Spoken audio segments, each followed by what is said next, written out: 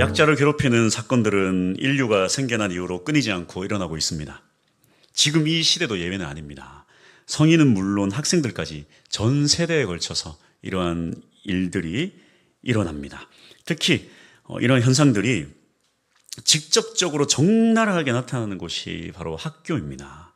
학교 폭력, 때리고 빼앗고 심하게는 불로 지지기도 하고 또 심지어 오물까지 먹게 하는 아주 말로 표현할 수 없는 그런 괴롭힘들이 학교에서 자행되고 있습니다. 그래서 피해자는 자살까지 생각할 정도로 아주 극심한 스트레스를 받는 반면에 가해자들은 그런 일에 대해서 크게 대수롭지 않게 대답하기도 합니다. 왜 그랬냐 물어보면 그냥 장난이었다. 서로 재밌게 논 것뿐이다. 또 더 심한 사람들은, 아이들은 뭐라고 대답합니까? 나는 그런 고통의 모습에 쾌감을 느낀다. 그런 대답들도 종종 있기도 합니다.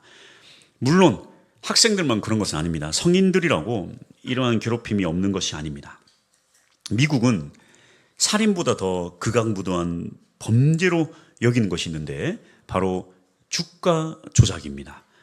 주가 조작은 충동적이기보다 매우 계획적이고 또 치밀한 준비 과정을 통해 이루어집니다. 특히 이 지위가 높은 사람들의 지식과 지위를 악용해서 상대적으로 약한 개인 투자자들에게 엄청난 피해를 주는 것이 바로 이 주가 조작입니다. 그래서 학교 폭력처럼 눈에만 안 보일 뿐이지 강자가 약자를 괴롭히고 큰 고통을 주는 일들은 여전히 서슴없이 일어나고 있는 사회 현상입니다. 이러한 사회 현상은 그렇다면 오늘 날만의 문제일까요? 예수님의 시대도 마찬가지입니다. 유대인들은 하나님의 백성들이라고 자부했지만 실상은 약한 자들을 불쌍히 여길 줄 모르는 아주 매정하고 잔혹한 사람들이었습니다. 사람이 죽어가는데도 안식일이라는 이유만으로 도와주기는커녕 오히려 병을 고쳐준 예수님을 죽이려고 할 뿐이었습니다. 그들에게 약자의 고통은 무엇인가? 그저 약자들은 그들이 죄를 지어서 하나님께 벌 받은 것뿐이다.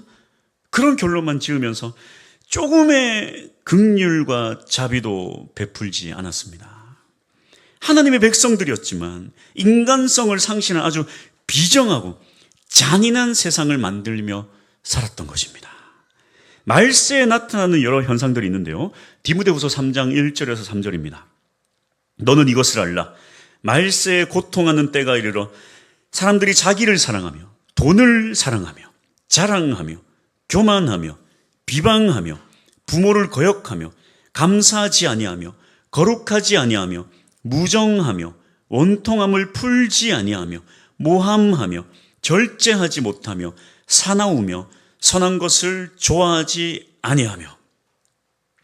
무정하다, 인간성을 상실했다는 뜻이죠. 원통함을 풀지 않는다, 무슨 의미입니까? 원통함, 그러니까 반드시 복수를 해야지만 직성이 풀린다는 거예요. 원통함이 있으면 그걸 풀지 않아요. 이러한 말세는 반드시 예수님 오기 직전, 바로 직전에만 있는 것이다라고 여러분 해석해서는 안 됩니다. 주님 오실 때까지 이런 말세적 현상은 언제든지 반복해서 일어날 수 있다는 것입니다. 지금 우리 사회가 이러한 현상이 극명하게 드러난다면 우리는 말세적 현상 속에서 살아가는 것입니다. 예수님의 시대도 마찬가지로 말세적 현상이 많았습니다. 아주 잔인무도한 인간성을 상실한 사람들이 많았어요. 그들에게 예수님 어떻게 말씀하십니까? 마태복음 5장 7절 긍휼히 여기는 자는 복이 있나니 그들이 긍휼히 여김을 받을 것이며. 이 긍휼이라는 단어는 사실 지금 우리가 흔히 쓰는 단어는 아니죠. 그래서 유진 피터슨 목사님의 메시지 성경의 내용을 빌려 쓰자면 이렇습니다. 남을 돌보는 너희는 복이 있다. 그렇게 정성 들여 돌보는 순간에 너희도 돌봄을 받는다. 언제든 도사리고 있는 이러한 말세 현상 속에서 예수의 사람들은 세상을 빛내는 빛과 또 세상을 살만나게 하는 소금의 역할을 감당하며 살아야 됩니다. 할렐루야! 어떻게 살아야 될까요? 오늘 본문의 말씀을 한번 살펴보기 원하는데요. 첫 번째, 긍휼함이 무엇인가? 긍휼은 무엇인가? 긍휼의 의미에 대해서 한번 살펴보겠습니다. 긍휼은 사전적 의미를 보자면 불쌍히 여겨 돌보아 준다라는 뜻입니다. 자비와도 같은 의미입니다. 남을 불쌍히 여기며 자비를 베푸는 자는 복이 있다. 그런데 이러한 긍휼과 자비에 대해서는 공자와 석가도 많이 강조한 말입니다. 그렇다면 예수님은 세상 사람들도 충분히 인지하고 있는 이런 내용을 우리에게 말씀하신 걸까요? 당연히 그렇지 않습니다. 이 긍휼이라는 단어 엘레모는 히브리어로는 헤세드입니다. 헤세드는 구약에서 가장 중요하게 쓰이는 단어 중 하나로서 구약에서만 150회나 나오는 단어입니다. 여기에 이 90% 이상이 하나님과 관련하여 헤세드라는 단어를 씁니다. 다시 말해서 성경에서 말하는 이 긍휼은 사람이 할 수 있는 수준의 어떤 불쌍히 여김의 수준이 아니라는 것입니다. 사람의 수준에서 할 수 없는 하나님의 긍휼이 바로 헤세드입니다. 하나님의 긍휼에 대해서 바울은 이렇게 말합니다. 로마서 9장 15절 모세에게 이르시되 내가 긍휼히 여길 자를 긍휼히 여기고 불쌍히 여길 자를 불쌍히 여기리라 하셨으니, 이것은 출애굽기 말씀을 인용한 것인데 이스라엘 백성들은 모세가 시내산에서 율법을 받는 동안에 금송아지를 만들고 그것에 절하는 최악의 죄를 일으킵니다. 하나님의 모든 권능으로 이스라엘 백성을 출애굽시켜놨더니 세상에 금송아지를 만들어서 이 금송아지가 우리들을 출애굽시켰습니다. 그러면서 그 금송아지에게 절하고 있는 것입니다. 당장의 멸망에도 아주 할 말이 없는 상황이었지만 하나님은 그들에게 멸망 대신에 긍휼을 베푸십니다. 그래서 모세가 도대체 왜 이들을 용서해 주십니까? 하나님께 여쭐 때에 하나님은 모세에게 이렇게 대답하십니다. 출애굽기 33장 19절 나는 은혜 베풀 자에게 은혜를 베풀고 긍휼히 여길 자에게 긍휼을 베푸느니라. 그냥 아무 이유 없이 그들의 죄를 용서해 주시는 것, 그리고 불쌍히 여겨주시는 것, 이것이 바로 하나님의 긍휼입니다. 당연히 우리가 하나님의 긍휼을 할 수 없는 것은 우리는 죄인으로서 다른 죄인을 용서할 권한이 없다라는 거예요. 그래서 이 긍휼은 오직 하나님만이 하실 수 있는 속성입니다. 우리가 할 수 있는 수준의 긍휼이 아니에요. 오직 하나님만이 하실 수 있는 이유 없는 긍휼, 이것이 바로 헤세드입니다. 그렇다면 도대체 하나님은 아무 이유 없이 우리에게 긍휼을 베푸시는 이유가 무엇인가? 두 번째, 우리가 좀 살펴볼 텐데요. 도대체 우리에게 긍휼을 베푸시는 이유가 무엇인가? 하나님은 이스라엘 백성들을 아무 이유 없이 용서해 주시고 불쌍히 여겨 주시는 긍휼을 베풀어 주셨습니다. 이것이 바로 하나님이 우리를 긍휼히 여기시는 이유입니다. 헨리 나우엔이 쓴 이 긍휼이라는 책에서는 하나님의 긍휼에 대해서 다음과 같이 소개합니다. 하나님의 긍휼의 진수는 이것입니다. 사람들과 같이 되었고 사람의 모양으로 나타나셨음에 자기를 낮추시고 죽기까지 복종하셨으니 곧 십자가에 죽으심이라. 인간의 자리로 오셔서 죽음을 맛보신 것, 그것도 십자가의 끔찍한 죽음을 맛보신 것이야말로 하나님의 긍휼의 진수라는 것입니다. 그분은 단순히 인간이 되신 것이 아니라 인간 중에서도 가장 심하게 거부당하고 실패한 형태의 인간이 되셨습니다. 그분은 인간의 불확실성과 두려움만 아셨던 것이 아니라 인간의 고뇌와 고통, 그리고 범죄자로 낙인 찍혀 피 비린내 나는 고문과 죽음에 이르는 완전한 추락을 경험하셨습니다. 이것이 하나님의 긍휼의 진수입니다. 예수님은 우리를 살리시기 위해 자신의 목숨까지 버리는 긍휼을 베푸셨습니다. 왜 우리에게 이러한 긍휼을 베푸셨는가? 중요한 사실은 우리에게 긍휼을 베푸신 이유가 우리 때문 아니에요. 다시 말해서 이게 무슨 의미냐면 우리의 어떤 선함이나 우리가 어떤 착한 이유가 있어서 우리에게 그러한 이유가 있기 때문에 우리에게 긍휼을 베푸신 게 아니라는 것입니다. 예수 그리스도의 긍휼의 이유는 결코 우리에게서 찾아낼 수 없어요. 왜 우리에게 긍휼을 베푸셨는가? 긍휼의 이유는 바로 이것입니다. 예레미야애가 3장 22절 여호와의 인자와 긍휼이 무궁하심으로 우리가 진멸되지 아니함이니이다. 긍휼을 베푸시는 이유는 오직 이것입니다. 하나님은 인자와 긍휼이 무궁하신 분이시기 때문입니다. 우리에게 구원을 베푸시고 우리를 살리시고 우리를 불쌍히 여기시는 이유는 오직 하나님의 성품이 인자와 긍휼이 무궁하신 분이시기 때문입니다. 그래서 예수님께서도 이렇게 말씀하십니다. 누가복음 6장 36절 너희 아버지의 자비로우심 같이 너희도 자비로운 자가 되라. 왜 우리가 하나님의 긍휼의 은혜를 누리는가? 우리에게 이유를 찾을 수 없습니다. 우리가 무슨 대단한 어떤 선함이 있는 것이 아닙니다. 오직 하나님 아버지가 자비로우시고 긍휼하신 분이시기 때문입니다. 이 긍휼을 뜻하는 영어 단어 컴패션은 라틴어 피티와 쿰에서 파생된 단어인데요. 이 두 단어를 합치면 함께 고통받다라는 의미입니다. 도대체 왜 하나님의 본체이신 예수님께서 인간의 몸을 입고 이 땅에 오셔서 죽기까지 하셨는가? 예수님 자체가 긍휼과 자비의 하나님이시기 때문입니다. 그래서 우리가 그냥 죽음 가운데 고통받는 것을 그냥 내버려 둘 수가 없어서 오히려 대신 이 땅에 오셔서 우리를 대신해서 고통당하시고 죽으신 것입니다. 이유가 없습니다. 그저 예수님은 본질적으로 긍휼하신 분이시기 때문입니다. 이것이 바로 우리에게 긍휼을 베푸시는 이유입니다. 그렇다면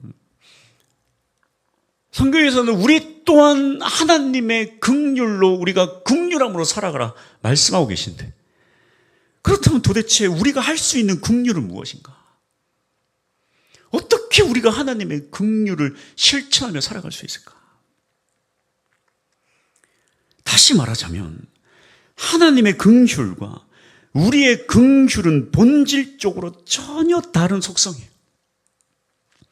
하나님은 본질적으로 긍휼하신 분이시지만 우리는 본질적으로 긍휼한 자들이 아닙니다. 우리의 본질은 무엇인가? 오히려 우리들은 하나님을 대적하고 내가 하나님이 되려는 속성을 가지고 있는 것이 바로 인간입니다. 그래서 인간의 속성을 한마디로 정의하면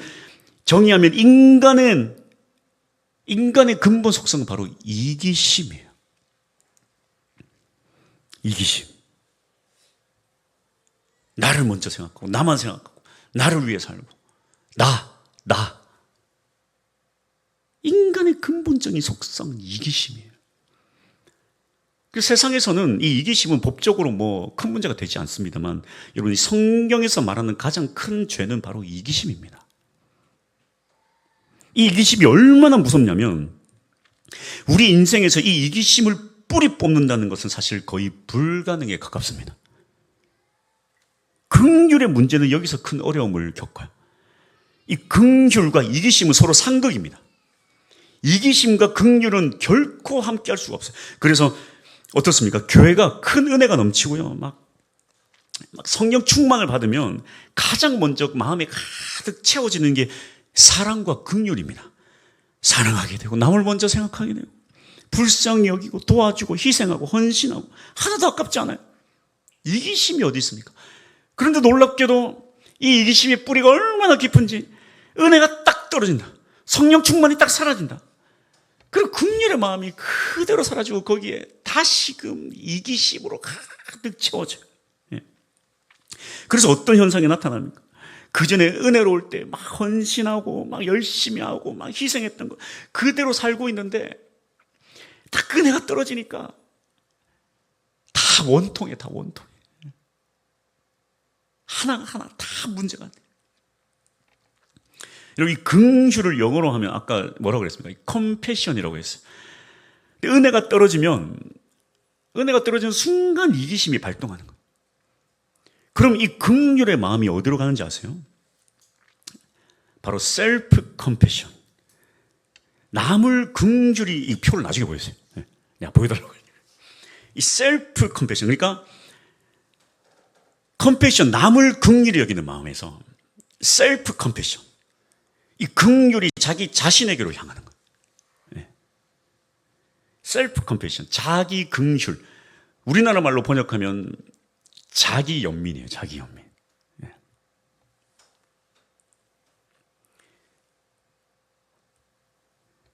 아까 이 이기심과 긍휼은 결코 함께할 수 없다고 했는데, 이 자기 연민이 무서운 이유가 뭐냐면, 사실 이것은 참 이기심인데 마치 긍휼한 것처럼 착각하게 만든다는 것입니다. 자기를 불쌍하게 여기는 게 아주 긍휼한 것처럼 착각하게 된다는 거예요. 이 하나님의 긍휼과 자기 연민의 차이를 아시겠습니까? 긍휼은, 하나님의 긍휼은 남을 사랑하고 남에게 긍휼을 베푸는 것이라면 이유 없이, 대가 없이, 자기 연민은 모든 감정이 오로지 자기 중심으로 자기를 불쌍히 여기고, 내가 괴롭고 내 중심으로 긍휼이 이루어진다는 거예요.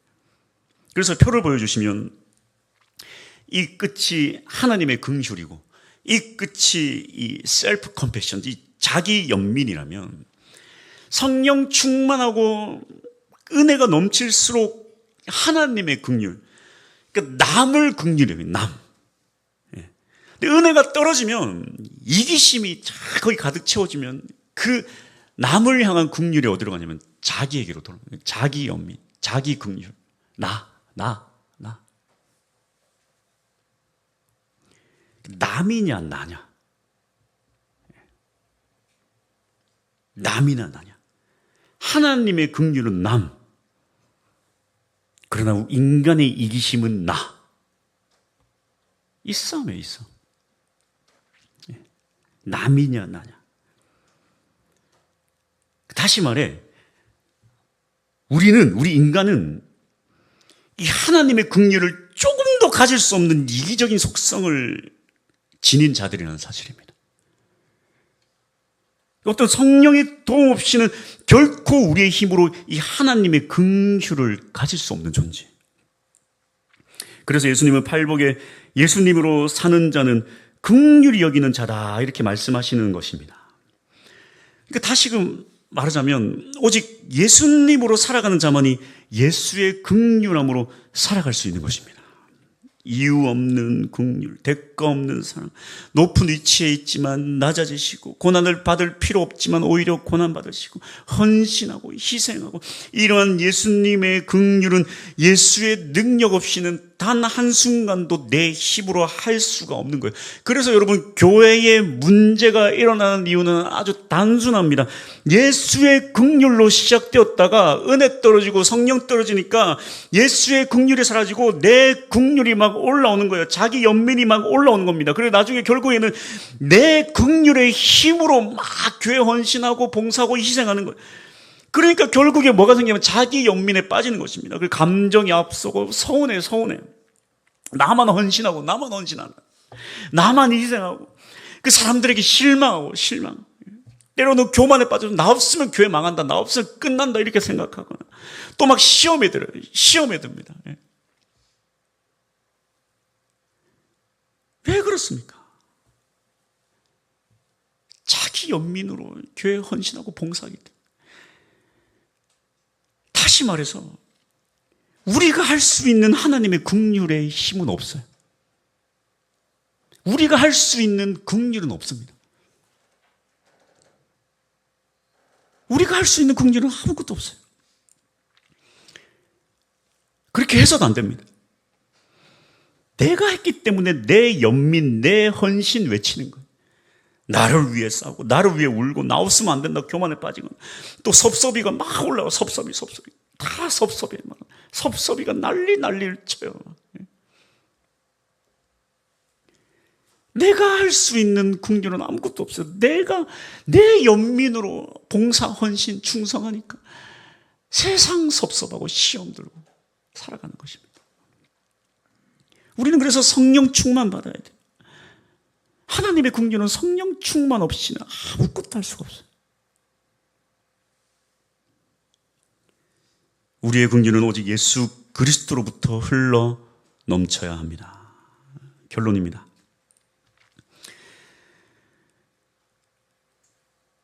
하나님은 긍휼히 여기는 자에게 긍휼히 여김을 받는 축복을 주신다 말씀하십니다. 그렇다면 하나님의 긍휼로 살아가는 자들은 어떠한 축복을 누리게 되는가? 하나님의 긍휼의 축복을 가장 잘 보여주는 구절은 바로 룻기입니다. 룻기 3장 10절 말씀. 그가 이르되 내 딸아 여호와께서 내게 복 주시기를 원하노라. 내가 가난하건 부하건 젊은 자를 따르지 아니하였으니 내가 베푼 인애가 처음보다 나중에 더하도다. 여기 인애가 바로 헤세드, 긍휼입니다. 보아스가 룻에게 뭐라고 합니까? 처음 긍휼, 죽은 남편을 위해 베풀었던 처음 긍휼보다 자기 본토 아비집을 떠나 시몬 나오미를 섬기기 위해 베들레헴으로 온 이 나중 긍휼이 더 크도다. 네가 이런 긍휼을 베푼 게 참 크도다. 룻이 어떻게 긍휼을 베풀었을까요? 룻의 고백을 보면 참 잘 알 수 있습니다. 룻이 자신의 힘으로 한 게 아니에요. 룻의 이 긍휼은 하나님의 사랑과 하나님의 은혜로부터 나오는 이 헤세드의 긍휼이었습니다. 그가 하나님의 은혜를, 하나님의 긍휼을 얻은 거예요. 그래서 룻이 하나님을 사랑해서 하나님의 그 은혜로 긍휼을 하나님께 베푼 것입니다. 그가 시모에게 베푼 것 같고 다른 것에 베푼 것 같지만 사실은 하나님에게 긍휼을 베푸는 거예요. 하나님의 긍휼로 시모에게 그 긍휼을 베푼 거예요. 그러니까 그에게 세상이 줄 수 없는 놀라운 축복을 주십니다. 어떠한 축복을 주십니까? 네? 놀라운 축복을 부어주세요. 지금으로 치면 박스 주우면서 살아가는 인생 아닙니까? 이삭 주우면서 살아가는 인생. 그런 인생이 시어머니와 나오미와 함께 어마어마한 구원을 받고 더 놀라운 것은 다윗 왕의 계보가 되었으며 더 나아가 그의 믿음을 통해 예수 그리스도가 그의 계보를 통해 나옵니다. 예수의 긍휼로 살아가는 자에게는 하나님은 이루 말할 수 없는 놀라운 긍휼의 축복을 주세요. 여러분 이 동네에서 학교에서 어디 서울에 무슨 연세대 서울대 이런 데만 붙어도 그냥 플랜카드 엄청나게 크게 붙여가지고 동네의 자랑. 예? 여기서 만약에 누가 어디 서울대 가면 석전동에 막 크게 붙일 거예요. 석전동의 자랑. 예? 서울대 합격 막. 룻을 통하여 다윗이 나오고 예수 그리스도가 나온 것입니다.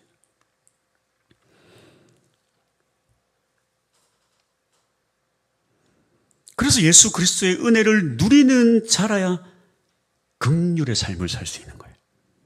다르게 말하면 긍휼이 없는 자는 예수가 없는 자입니다. 이것에 대해 영국 신학자 토마스 퓰러는 이렇게 말합니다. 긍휼이 없는 사람은 하나님의 적이다. 예수님은 긍휼이 전혀 없는 이 하나님을 상실하고 인간성을 상실한 이 바리새인들에게 어떻게 외치십니까? 마태복음 9장 13절 너희는 가서 내가 긍휼을 원하고 제사를 원하지 아니하노라 하신 뜻이 무엇인지 배우라. 긍휼 하나도 없이 법만 따지는 율법 법만 따지는 그들에게 제사를 원하지 않는다. 긍휼을 원한다는 말이 무엇인지 배우라. 선지자 요나 이야기는 하나님의 긍휼을 참 잘 보여주는 반면에 사람이 긍휼이 없는 이유를 잘 보여줍니다. 하나님이 요나 보고 니느웨에 가서 복음을 전하라. 그 백성들이 타락해서 그 백성들이 멸망당하기 일보 직전이니까 네가 가서 니느웨에 가서 복음을 전파하고 회개의 복음을 전파하라는 거예요. 그러니까 요나가 막 하기 싫어서 난리를 칩니다. 왜 그렇습니까? 이 니느웨는요 아수르의 수도입니다. 지금 우리나라로 치면 일제시대의 일본의 수도인 도쿄와도 같은 거예요. 원수의 나라예요. 원수의 나라. 북이스라엘의 원수의 나라가 바로 이 아수르 니느웨입니다. 그 원수의 나라에 그 나라 백성들이 너무 불쌍하니까 너는 거기 가서 복음을 전파하라는 것입니다. 그들을 살려야 된다는 거예요. 요나가 기가 차서 도망을 쳐요. 하나님 또 잡아와요. 요나가 억지로 복음을 전합니다. 너네 멸망당할 것 같으니까 회개하라고. 회개 안 하면 멸망당한다. 니느웨 백성들이 울며 회개합니다.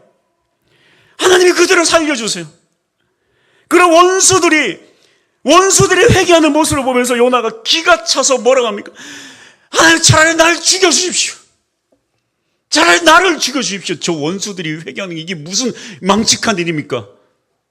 우리의 원수, 북이스라엘 원수 니느웨 사람들이 저렇게 회개하는 것이 무슨 망측한 일입니까? 차라리 나를 죽여주십시오. 그런 요나에게 하나님이 이렇게 말씀하십니다.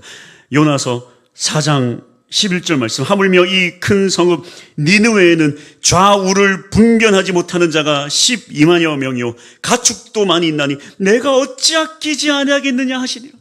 하나님의 긍휼이에요. 하나님이 사람 죽이고 막 전멸하는 게 좋아서 하시는 게 아니에요. 어쩔 수 없이 하시는 거예요. 하나님은 이들을 너무나도 아끼고 사랑하십니다. 하나님은 여전히 주님을 믿지 않는 저 이방 사람들, 세상 사람들을 여전히 사랑하고 아끼고 긍휼을 베푸시려고 하시는 거예요. 여전히 그들이 아깝다. 여전히 그들에게 복음이 전파되어야 된다. 그들이 저렇게 멸망해서는 안 된다. 멸망해서는 안 된다. 우리는 이러한 긍휼이 없어요. 요나의 모습이 사실 당연한 우리의 모습이에요.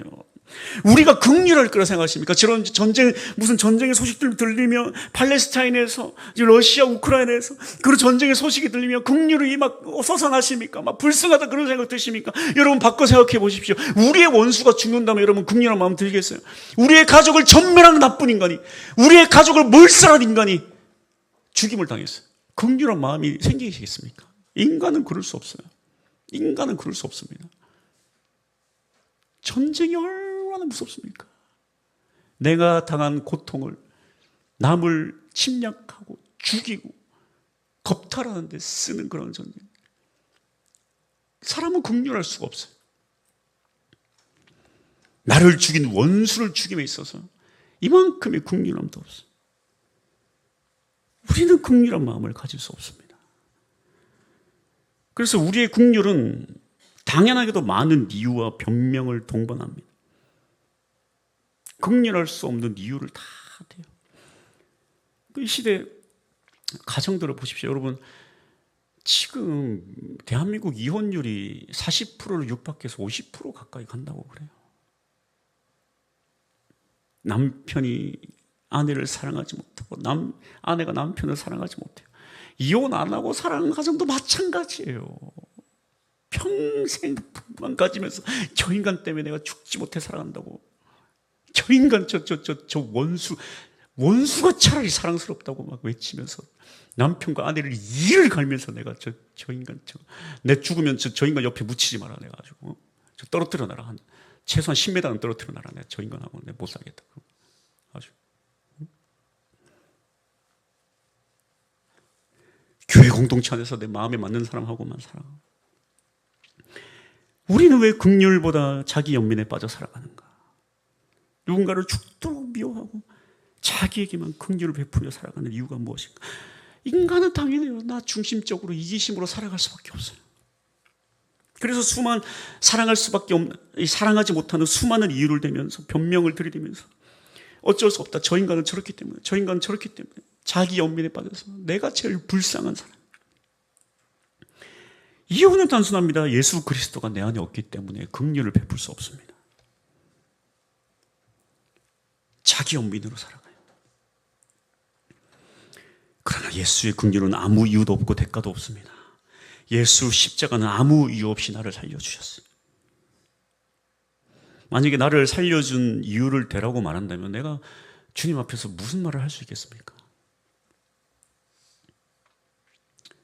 여러분, 우리의 삶은 변화되어야 돼요. 삶이 지독하게도 변화되지 않아요. 예수를 믿는다면서도 아주 우리 인생이 지독하게 변화되지 않아요. 왜 그런지 아세요? 맨날 설교 찾아서 듣고 찬양 듣고 변화되지 않아요. 변화되지 않아요. 왜 그러냐면 그러든지 말든지 자기 연민에 빠져 살아요, 사람. 맨날 설교를 들어도 그 설교 안에서 자기 연민의 감정에만 충실하게 골라서 들어요. 골라서. 눈물을 흘리면 누구의 눈물이야? 내 눈물, 내 눈물. 나를 위한 눈물. 나 불쌍하다, 나 불쌍하다. 무슨 뭐 잘못된 것은 남에게 적용하고 은혜는 나에게만 적용하고. 물론 내 인생을 위해 우는 것도 은혜고 맞습니다만 문제가 뭐냐면 이 자기 연민에 빠진 신앙생활의 문제는 삶의 변화가 없다는 거예요. 물론 우리는 이런 은혜를 누립니다만 이런 은혜에서 점점 우리는 발전해 나가야 되는데 평생을 자기 연민에 빠져서 자기 자신만 바라보며 살아간다는 거예요. 아무런 발전이 없어요. 삶에 아무런 변화가 없어요. 사람이 나이가 들면서 나만을 위해 살다가 나이가 들면서 남도 보고 나중에 결혼하면 자식도 살려내야 되고 그렇게 해야 되는데 점점 자라나야 되는데 영적으로 하나도 자라나지 못해. 평생 영적으로 분유만 먹으면서 살아요. 분유. 나 힘들어. 내 안에 갇혀 살아요. 믿음이 성장하지 않아요. 평생 설교만 듣고 평생 믿음으로 산다고 하면서도 절대 성장하지 않아요. 하나님의 긍휼이 없어서 그래요. 하나님의 긍휼. 예수 그리스도의 긍휼이 없어서 그래요. 다시 말하지만 하나님의 긍휼은 나를 뛰어넘는 긍휼입니다. 나를 뛰어넘어서 남을 생각하고 우리를 품는 것이 바로 하나님의 긍휼이에요. 내가 아닌 남을 위해 살아가는 아무 이유가 없어도 이게 바로 하나님의 긍휼이에요. 그래야지 더 나아가 결국에 교회를 품게 되고 더 나아가 결국에 이 땅을 품게 되고 더 나아가 이 나라와 세계를 품게 되는 거예요. 평생 이 땅은커녕 교회는커녕 내 인생 내 문제 나와의 싸움에서만 나하고만 싸우다 끝나는 인생으로 끝나서 안 된다는 거예요. 그건 믿음의 삶이 아니라는 거예요. 그건 믿음의 삶이 아니라는 거예요. 그래서 우리는 성령 충만해져야 됩니다. 다시 성령 충만해집시다. 따라합시다. 다시 성령 충만합시다. 이것이 가정을 살리는 유일한 길이에요. 언제까지 과거 당신이 15년 전에 당신이 20년 전에 나한테 이랬지. 내 원통한 인생 누가 책임질 거냐. 평생을 당신이 누군가를 원망하면서 나는 불쌍한 인간이라면서 자기 연민에 빠져서 평생을 믿음 생활했는데도 죽을 때까지 그 병실에 누워서도 내 옆에 같이 안치하지 마라. 저 인간하고는 내가 죽어서도 같이 있고 싶지 않다. 평생을 원망하고 분노하고 살아가는 인생, 긍휼 따위는 자기 자신에게나 베풀며 살아가는 인생, 예수의 인생이 아니라는 거예요. 얼마나 불쌍한 인생입니까? 그리고 스티브 잡스가 가족들에게 얼마나 차디차게 했는지 몰라요. 뭐 딸이고 뭐고 아내고 뭐고 다 갖다 버리고 자기 마음대로 살고 그 췌장암 걸려서 이제 죽기 일보 직전에 그가 회개하는 거. 가족이 제일 중요하다고. 그 가족들이 안 받아줘요. 얼마나 매정했는지. 자기가 이제 죽을 때가 되니까 가족밖에 없더라. 안 그러겠어요. 그 억만장자인데 그 돈 10원도 한 푼 못 가져가는 거예요. 아이폰을 개발했는데 아이폰도 가지고 들어가지도 못해. 얼마나 불쌍해. 가족이 살아. 근데 가족에게 외면받는 거예요. 우리 인생이 이렇게 마무리가 되어서는 안 된다는 거예요. 평생 누군가를 원망하면 남편 때문에 내 인생 망했다. 아내 때문에 내 인생 망했다. 누구 때문에 내 인생 망했다. 평생 자기 자신에게만 긍휼을 베풀며 살아가는 것. 예수 그리스도의 인생이 아닙니다. 예수로 인해 하나님의 긍휼의 삶을 살아갈 수 있는 우리 모두가 될 수 있기를 축복합니다. 할렐루야. 찬양합시다.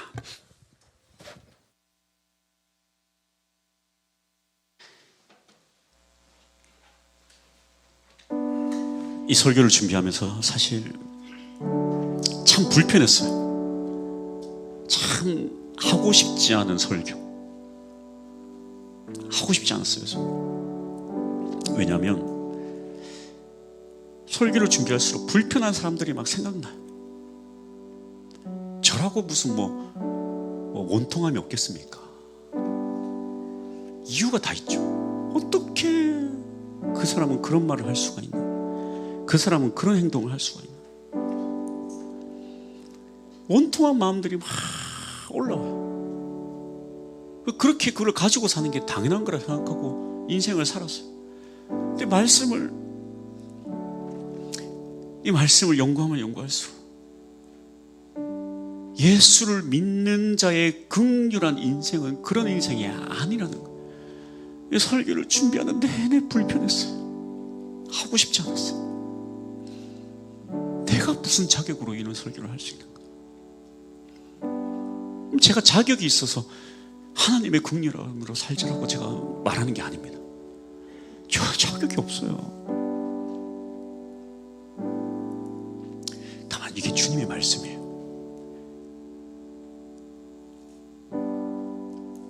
제가 출애굽기 수요 예배 때 출애굽기 말씀을 전하면서 이 율법에 대해서 이렇게 말씀을 선포하면서 제가 그런 얘기를 했어요. 이 율법을 뜯어서 연구를 해보니까 이 죄라는 것이, 하나님 보시기에 죄라는 것이 남에게 남을 괴롭히는 것뿐만 아니라 내가 나 자신을 괴롭히고 나 자신을 망하게 하는 것도 하나님 보시니까 그게 다 죄라는 거예요. 그것도 하지 못하게 하시는 거예요. 부모 입장에 돼보니까 그게 무슨 말인지 이해가 되는 거예요. 부모가 돼서 자식을 보는데 자식이 자기 몸을 자해한다고 생각해 보세요. 그러면서 나는 남 괴롭히지 않았으니까 자해할 거야. 세상에서는 모르겠지만 성경적 의미로 보자면 그 죄입니다. 죄. 하나님이 자기 예수 그리스도의 핏값으로 너를 샀는데 네가 네 몸을 왜 함부로 굴리면서 너를 자해하는가, 너를 괴롭히는가? 그거 죄다. 그러지 말라는 거예요. 이게 성경적 가치라는 거예요.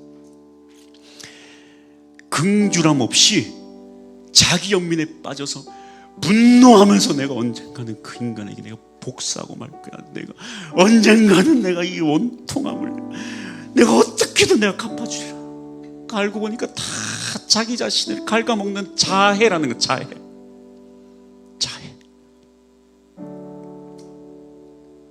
하나님 그걸 원치 않으세요.